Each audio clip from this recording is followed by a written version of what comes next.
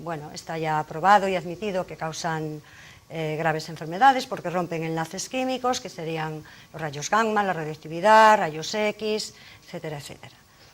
Y en las radiaciones no ionizantes entrarían la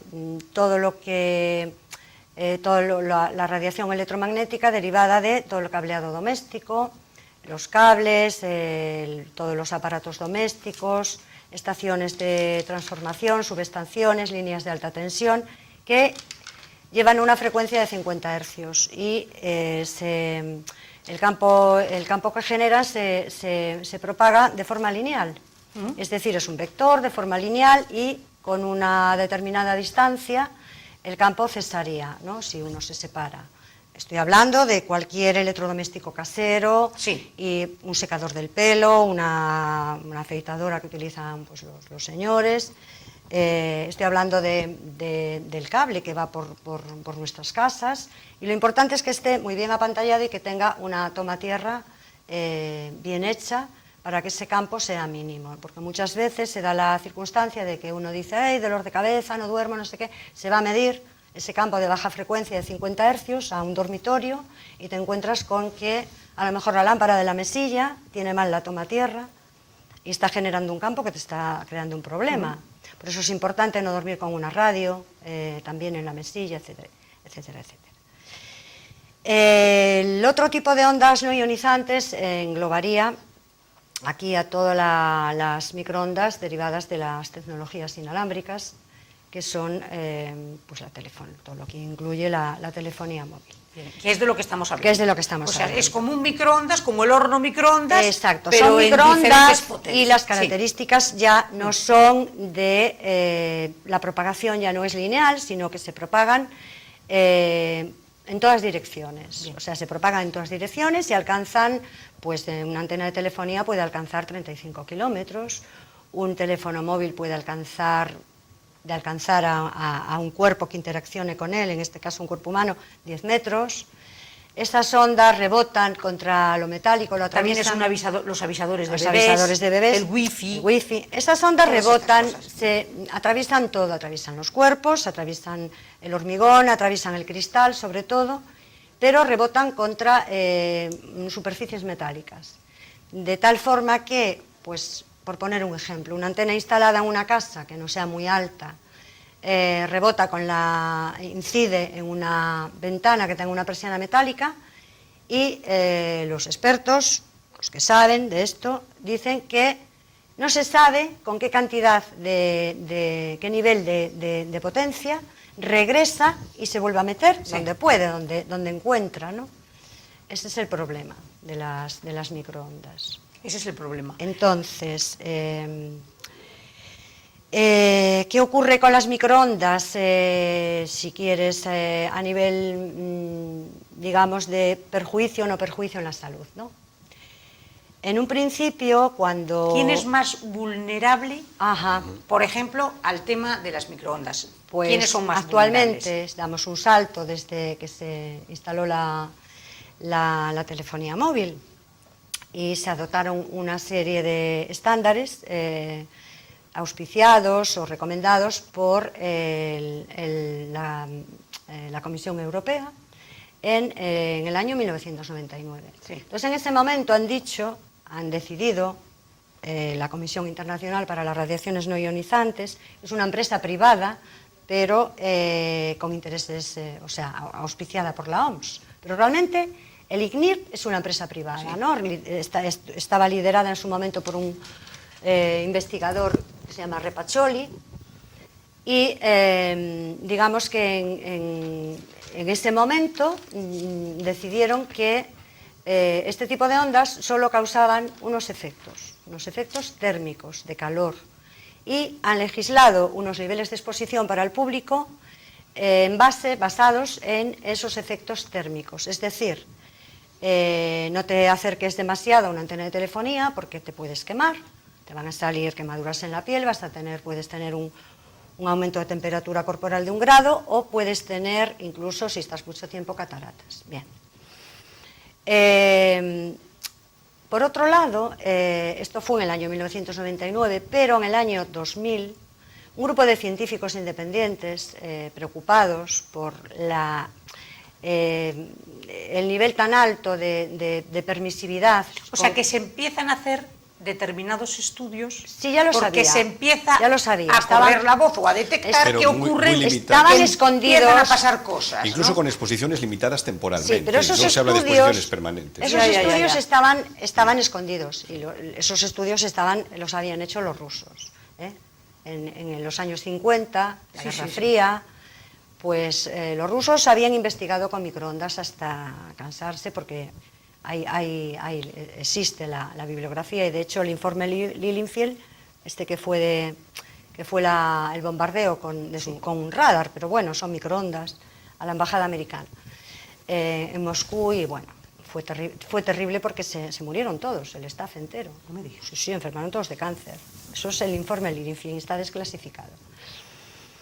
Decía que en el año 2000 un grupo de científicos independientes, la Comisión Independiente para las Radiaciones No Ionizantes, ya para no liarnos con siglas, se reunieron en Estrasburgo y acuerdan que son demasiado altos los límites, los niveles de exposición para el público que se han acordado para la Unión Europea, ¿no? Entonces estos científicos alertan y dicen que hay que rebajar esos niveles 4.500 veces. 4.500 veces. Qué barbaridad. Entonces dicen que nos irradia la población por encima de, voy a decir una cantidad, que a la gente igual le suena un poco chino, sí. Por encima de 0,1 microvatios centímetro cuadrado. 0,1 que es el campo magnético. Centímetro cuadrado. Microvatios por centímetro Eso cuadrado. Para exterior. Eso es lo que recomienda esta comisión independiente que se reunieron en Estrasburgo. Pero bueno, buscan, hay literatura científica, claro que hay. De hecho, el hombre que lideraba el ICNIR, doctor, investigador, que se llama Repaccioli, este hombre había realizado un estudio con ratones encargado por la industria de la telefonía móvil, y está ahí, o sea, se puede ver. Sí, sí. Y este hombre encontró problemas y lo comunicó a la industria, pero después lo ha nombrado jefe del ICNIR, ¿no? Ah, bien. En el año 2002, estos científicos de Estrasburgo han decidido que había que rebajar esos niveles todavía más. Más del 0,001. Sí, había que rebajarlos más. Sobre todo en las zonas donde hubiese niños y personas vulnerables. Perdóname un momento. Nosotros en una antena de estas normales, ¿cuánto está emitiendo? Pues mira, porque Pepa, si estamos hablando de que no nos dejan más de 0,001, la ley en España, ¿qué permite la ley en España? Permite, dependiendo de las distintas frecuencias, porque hay distintas bandas de frecuencias, hay una frecuencia para los teléfonos inalámbricos, hay otra banda de frecuencia para los teléfonos de última generación, sí. Hay otra banda de frecuencia para el wifi, hay otra banda de frecuencia para el WiMAX. Es una sopa de frecuencias, una telaraña electromagnética en la que estamos inmersos. Sí, en el medio, nosotros, y todos bombardeados por esas cosas. Sí. ¿Y de qué cifra estamos hablando? Bueno, pues podríamos hablar la ley, ¿eh? La ley, lo que permite la ley española. Yo no sé si alguien podría resistir, yo siempre lo digo, lo pongo como ejemplo, la gente que está en el otro lado, por decirlo así, y los ves que niegan sistemáticamente, pero que no enseñan nada, no enseñan esos estudios. Entonces yo siempre digo que los invitaría a sentarse en un plato de televisión como estamos nosotros y dejarse irradiar a las potencias que tienen por ahí o a las que hemos estado irradiados. Sí. Porque yo estoy convencida que han bajado las potencias, porque la ley en España permitía hasta 68 voltios metro. 68 cuando me están diciendo que lo que no debe de pasar es de 0,01. Bueno, estos científicos independientes. Sí, estos independientes. El científico independiente. Sí. Entonces, la triste realidad es que seguimos con la misma ley, a pesar de que hemos pedido una reducción. O sea, no pedimos que desaparezca la telefonía móvil. Claro. Pedimos un principio de precaución. ¿En qué nos basamos? Nos basamos en estudios como el Reflex del año 2004, donde se ha visto que había daños genotóxicos, es decir, hicieron un estudio en distintos países europeos, todos partieron de la misma base, de los mismos supuestos, con células in vitro, y se han encontrado que hallaron rupturas de ADN, entonces genotóxicos. Esto ya lo he leído yo en el año 2001-2002, he bajado de internet un informe de un científico, ¿era biólogo? Es que se ha muerto ya, no recuerdo ahora, biofísico, de Nueva Zelanda, Neil Cherry.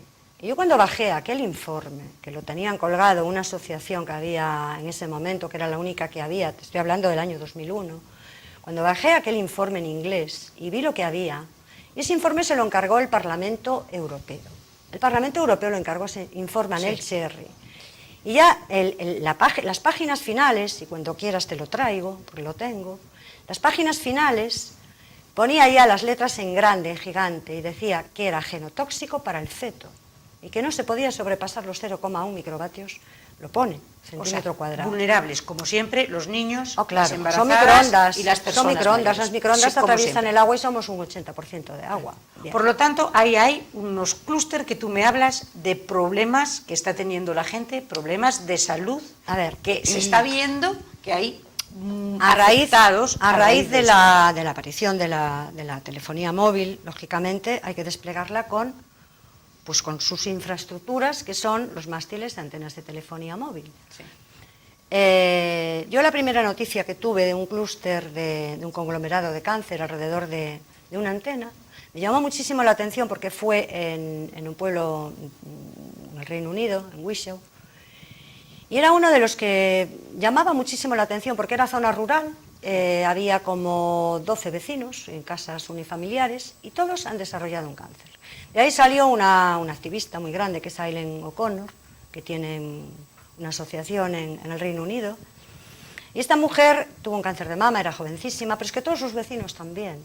Claro, que entonces, eso es lo que te... a ver, a día de hoy tampoco podemos decir ni saber, ni a mí se me ocurriría decir, es que hay aquí una antena y todos esos cánceres, yo no puedo decir eso. ¿Por qué? Porque en nuestro país no hay estudios no que hay lo un acrediten. estudio que lo acredite ni que lo deje de acreditar. Hay sí otros estudios en otros países y sí han encontrado cosas. Han encontrado un incremento del cáncer, están ahí para quien los quiera consultar. Entonces, el tema de los conglomerados de cáncer es que, por ejemplo, os voy a poner un ejemplo reciente. Yo ya no voy a hablar, hablaremos luego de Galicia y de Ferrol y tal. Pero en la página web de la asociación de esta ONG, que es Abaate, con V y con 2 As, pues a poco que busques, yo no sé, es una noticia de hace, pues tal vez 3 meses. Será desconectada, dice así, textualmente, será desconectada la